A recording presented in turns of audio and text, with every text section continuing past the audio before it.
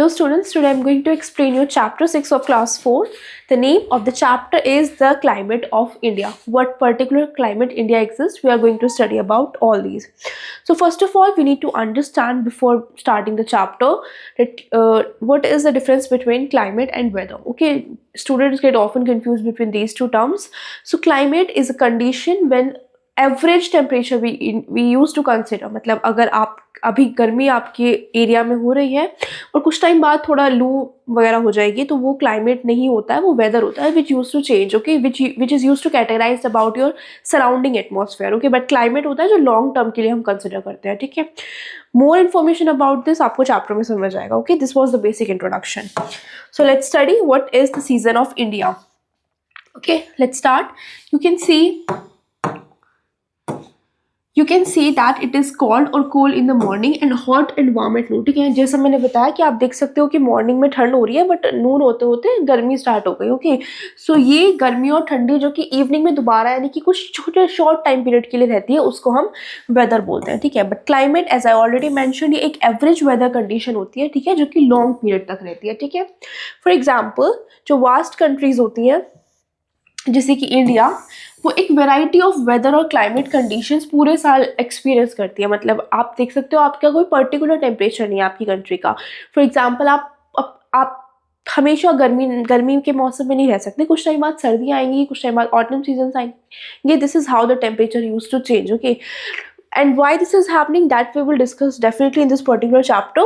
But what is need to understand the difference between climate and weather. Climate is for long term, as I short if I say, and weather is for a continuous difference or change in temperature. Okay, which is around your about atmospheric weather and all. Okay, India lies to the north of the equator. अच्छा, India का temperature ऐसा क्यों होता है? क्योंकि India first of all equator के north पे है. ओके, अगर आपको नहीं पता इक्वेटर क्या होती है, so let me clear it. That for example it is a country. Okay, generally India, the shape of India of the world is spherical. So this is world. There are three imaginary lines are passing through the earth: equator, tropic of Cancer, and the lower one is tropic of Capricorn, right?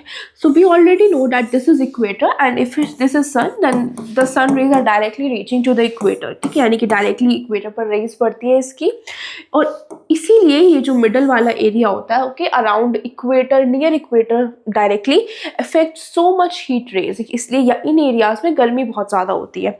और हमारा जो India है वो आप जानते होंगे कि tropic of cancer उससे पास करती है, यानी कि इक्वेटर के पास में है.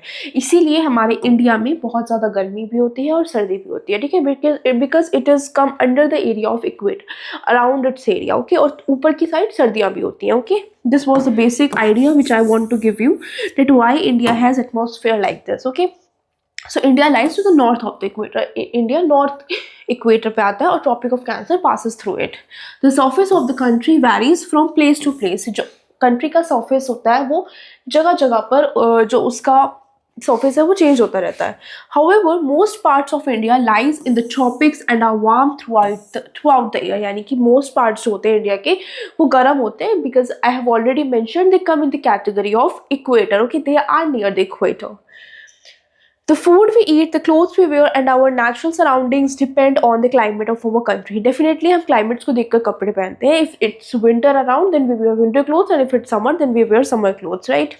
So North India has hot summer. ठीक है, जो North India में होती है वहाँ पे बहुत ज़्यादा गर्मी होती है, and very cold winters. Chennai, Mumbai and Kolkata are coastal cities, यानी कि कोस्टल सिटीज़ है जो इंडिया की कोस्ट पर पाई जाती हैं. Okay, they have humid climate through out the year. वहाँ पर हमेशा पूरे साल ह्यूमिड क्लाइमेट होता है, यानी कि ह्यूमिडिटी आप कह सकते हो कि जो वाटर ड्रॉपलेट्स, वाटर पार्टिकल्स आपके सराउंडिंग्स में होते हैं, that is considered to be as humid. Mountainous places like Shimla, Nainital have a cold climate. यानी कि जो माउंटेनियस प्लेसेस होते हैं, यानी कि जो इंडिया के नॉर्थ पर जो माउंटेन्स प्रेजेंट होते हैं, हमने लास्ट चैप्टर में माउंटेन्स को अच्छे से डिस्कस किया है. So I hope you are able to relate कि हिल स्टेशंस हैं, ठीक है, जो कि लेसर हिमालयास में पाए जाते हैं. तो शिवालिक और नैनीताल कोल्ड क्लाइमेट्स होते हैं, यानी यहाँ पर ठंड होती है. ठीक है, To understand and climate in India, let's further look the seasons in India. यानी कि क्लाइमेट को बेहतर समझने के लिए हमें इंडिया के सीजन्स को देखना होगा. ठीक है, so India has more ranges. India के पास ज़्यादा रेंजेस हैं, मतलब ज़्यादा सीजन्स हैं. Spring season, monsoon, winter. Okay, broadly we are categorizing these seasons.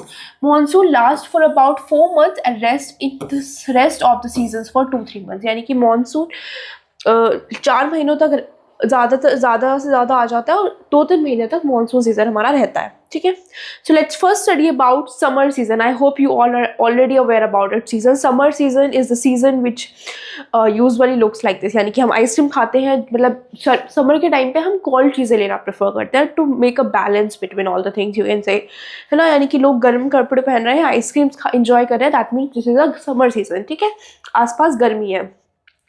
This season begins in the month of April. यानी कि ये सीजन अप्रैल से स्टार्ट हो जाता है. मई जून आर द हॉटेस्ट मंथ. और मई और जून ऐसे मंथ्स होते हैं जहाँ पे सबसे ज़्यादा गर्मी होती है. These days schools are close. यानी कि इन दिनों समर वेकेशन आपकी पड़ती है. I hope you no.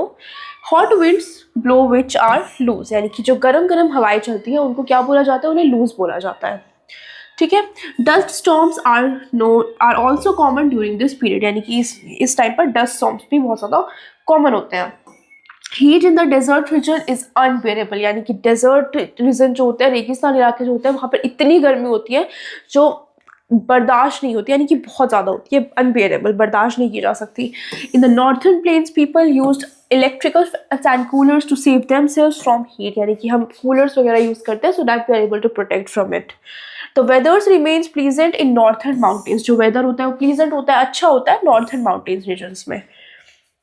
To find relief from heat people go to mountain areas. यानी कि गर्मियों में लोग माउंटेन एरियाज में जाते हैं जिससे उन्हें रिलीफ हो, थोड़ा गर्मी से राहत मिली हो. ठीक है. So this was about summer season. Let's study about winter season. Okay. This season begins from November and last up to March. यानी कि विंटर सीजन अप्रैल से स्टार्ट होता है और मई जून में बहुत ज़्यादा हॉटेस्ट मंथ्स होते हैं.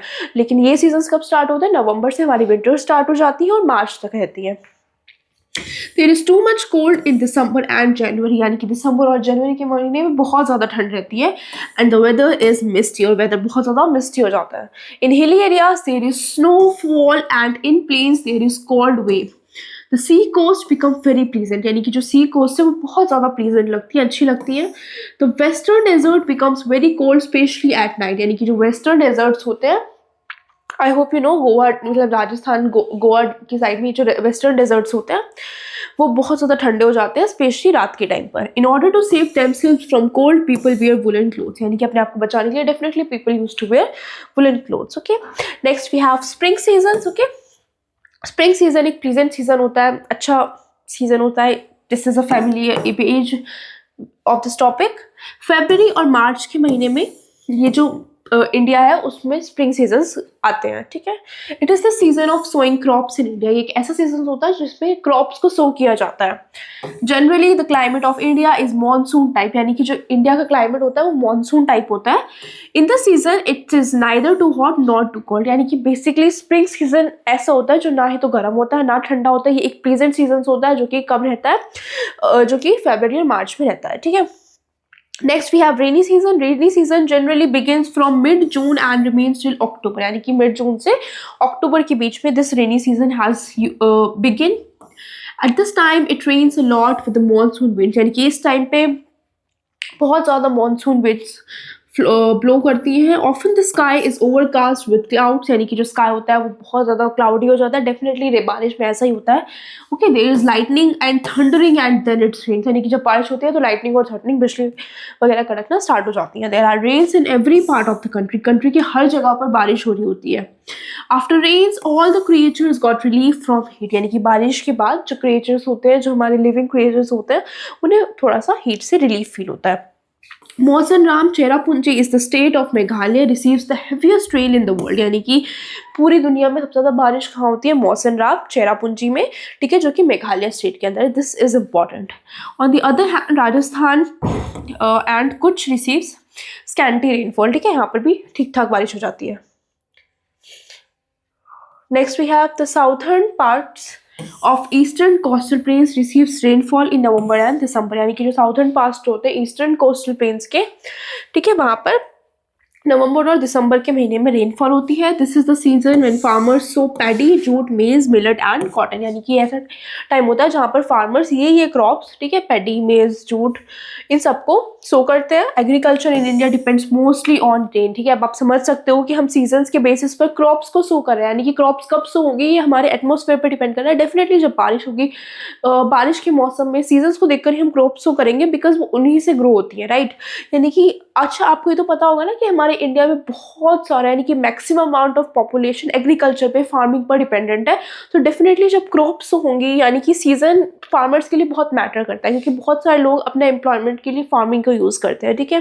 तो इसीलिए ये लाइन लिखी गई है कि एग्रीकल्चर जो है इंडिया में वो मोस्टली रेन पर डिपेंड करता है, ठीक है। So here are chapter completes. I hope you understood the chapter. Thank you.